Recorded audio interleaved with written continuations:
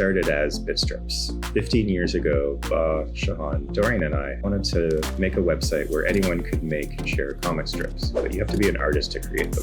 So the original idea is, what if we built tools that would let anybody make comic strips? And as soon as you had an avatar and you would put it into comic strips, there was this magic that would happen. Suddenly you were able to express yourself in a comic form digitally in a way that you couldn't before. One of the biggest challenges with Bitmoji was making it actually easily accessible. With Snap, we were able to integrate Bitmoji natively into Snapchat. When Bitmoji first joined the team, we were really excited about all of the opportunities to really incorporate this avatar into the Snap ethos and the Snapchat product itself. But I don't think we ever imagined how critical a role it would play. The evolution of Bitmoji as an integration into the screens on Snapchat has sort of rolled out over time, starting with stickers, in messaging, being an amazing feature of the map, and now also in the profile where you can see really high quality render of yourself and the fashion you've worn. One of the reasons that people form this incredible bond with their avatar is because we give them the insane attention to detail when it comes to giving people an avatar that not only looks like them, but over time really feels like them.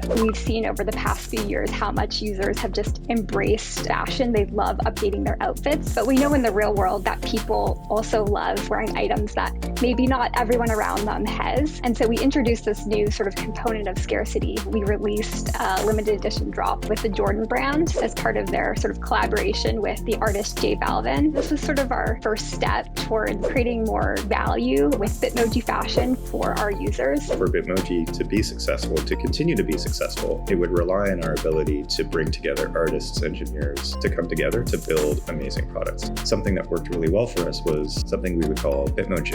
How it works is we have a prompt, which could be a phrase or like a specific saying that is trending. The team spends time just drawing with a paper and pencil. The team will present their work. Everyone has a look. They choose their selections. And then we take the artwork from that paper and pencil concept all the way to a finished Bitmoji product. We really see a world where everybody can feel seen through their avatar. So we recently started implementing inclusion by design principles, asking ourselves questions like, is this reflective of our users' needs? What does it mean to build with empathy? With the launch of cane stickers and wheelchair stickers, someone had said on Twitter, I've never been able to see myself online and I can finally see who I am. And I just cried because it was such an impactful moment. You create an inclusive feature for our users. They stay with us because they see themselves. They feel represented through Bitmoji. I think at the essence, like Bitmoji brings joy.